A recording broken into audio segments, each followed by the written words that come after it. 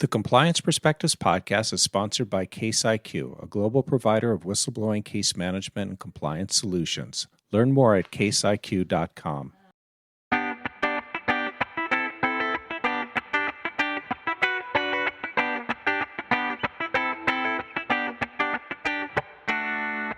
Welcome to the Compliance Perspectives podcast. I'm Adam Turteltaub from the Society of Corporate Compliance and Ethics and Healthcare Compliance Association.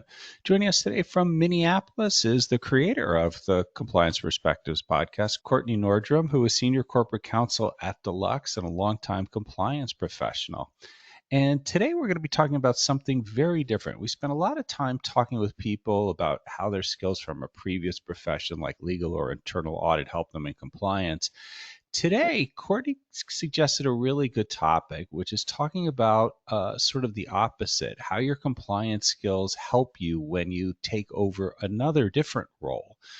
We have to recognize that compliance professionals often move from compliance to other things, and it's a great way to stop and look at the assets you bring with you when you make that change. Kortney, thanks for joining us again. Thanks for suggesting the topic. First, let me ask, what does your new role now encompass so we can sort of get a definition of people understanding what it is that you're doing? Sure. So in my new role, I am the right hand to our general counsel. I work for a public company and I do basically the backup and help everything that he has as far as responsibilities. So that includes preparing and reviewing SEC filings, the proxy, advising on insider trading rules, blackout periods, investor relations, supporting our investor relations team, advising the board of directors, their committees on all things SEC and governance, ensuring that we're meeting all of the New York Stock Exchange standards, doing some risk management, and then mergers, acquisitions, strategic transactions, and finance. So corporate finance as well. So diligence, negotiating transactions, those kinds of things.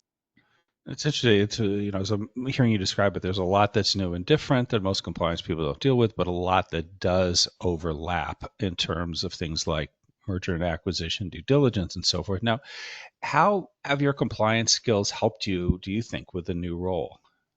So I joke with my boss every day, and it's the same person to whom I've reported for years. So he knew me as his compliance leader, and now in this role, that what I'm doing now is just a different flavor of compliance. It's not generally thought of as compliance, but to me, as a compliance professional in my heart, it feels like just a slightly different flavor. For example, SEC filings, right? Well, we file things with the SEC so that the public can see them, so that there can be accountability. And there are a whole list of rules about what we have to file, when, and how.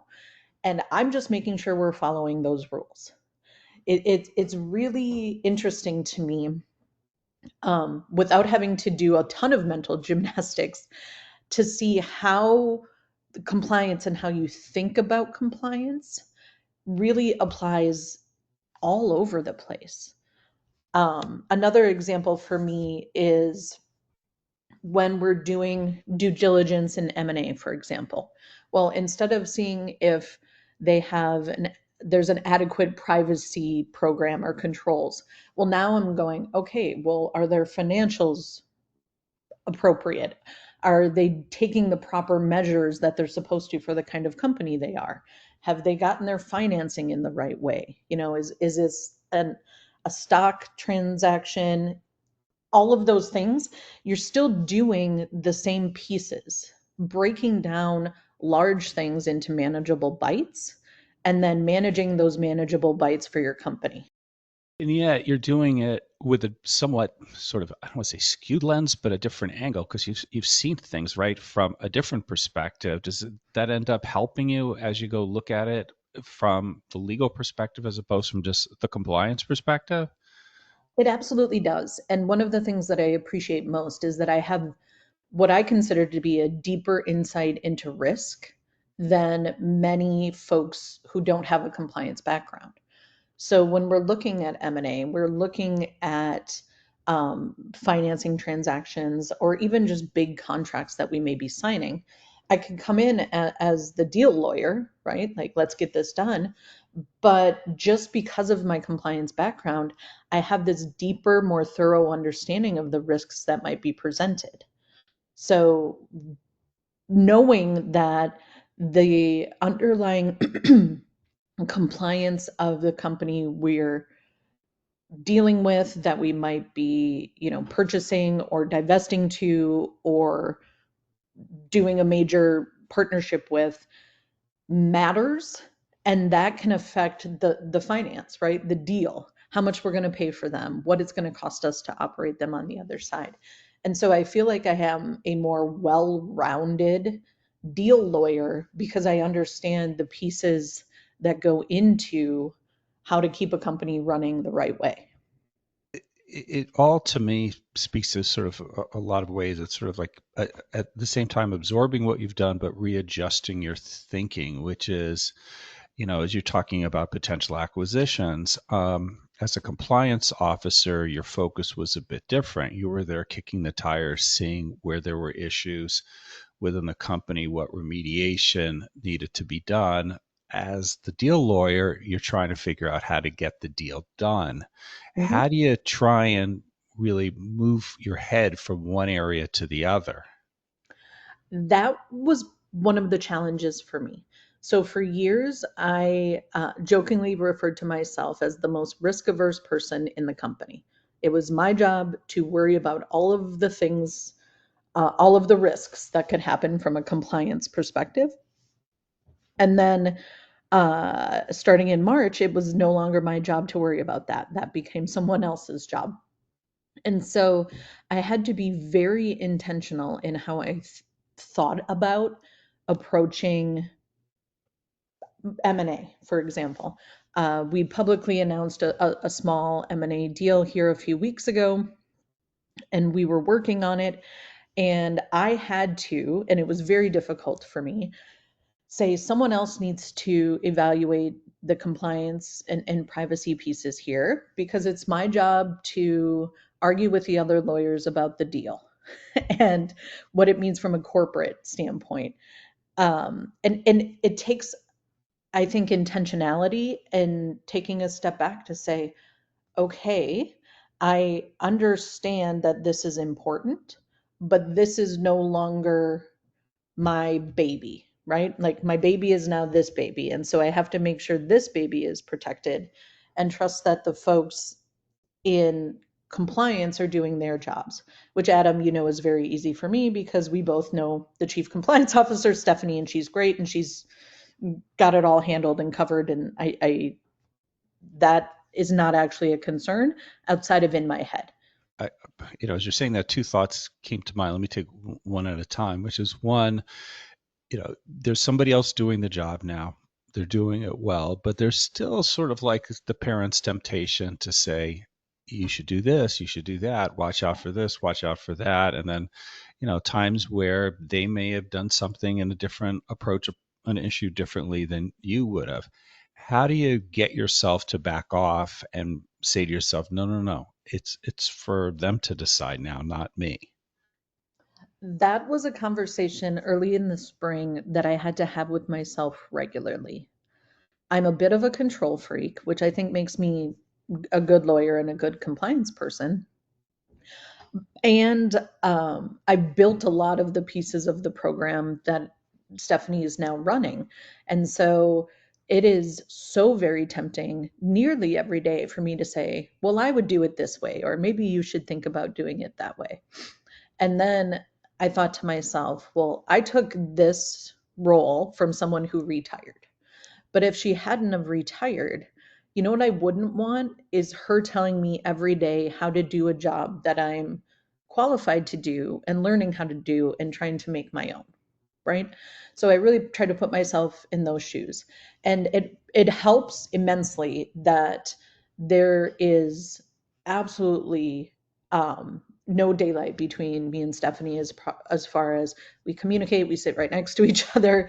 We both know what's going on with everything. And so neither one of us are out of the loop.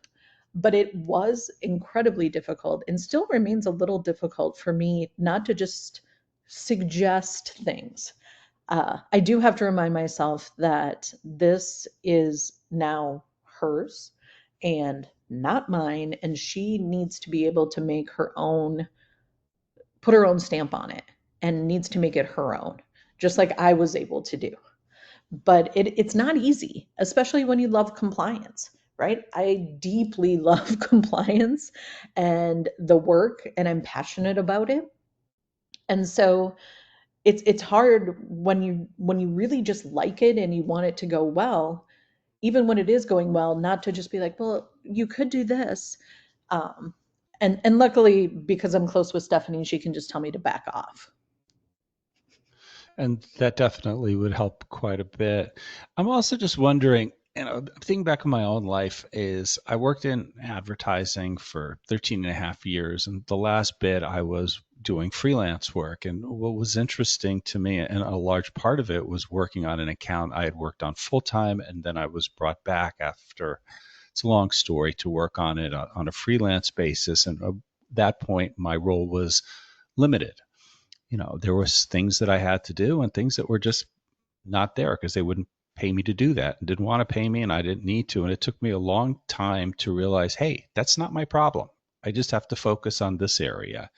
And once I did that, it was a lot more pleasant, realizing not that something was being left undone, but it was something that was like, that was for somebody else to do.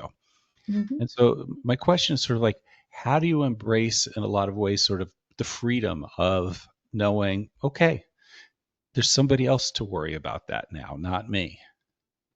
I'll tell you, when sticky things come up, it is kind of great, because I know I'm not going to have a sleepless night dealing with it.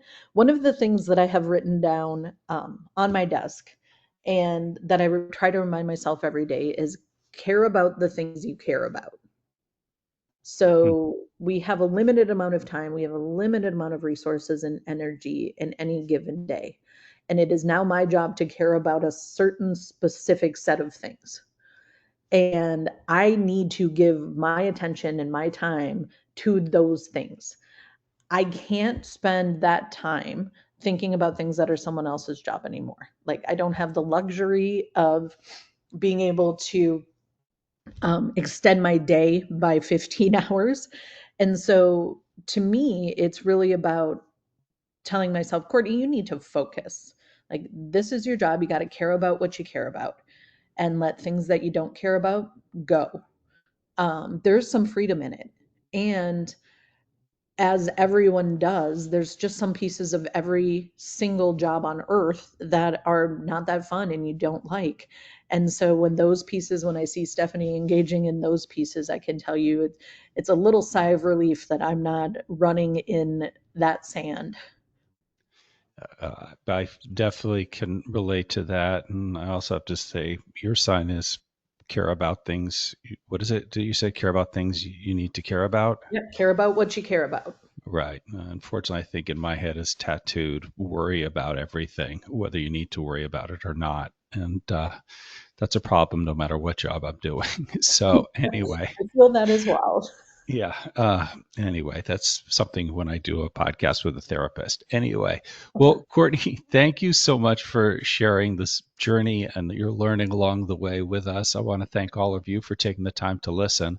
I'm Adam Turteltaub from SCCE and HCCA. I hope we're able to expand your compliance perspective.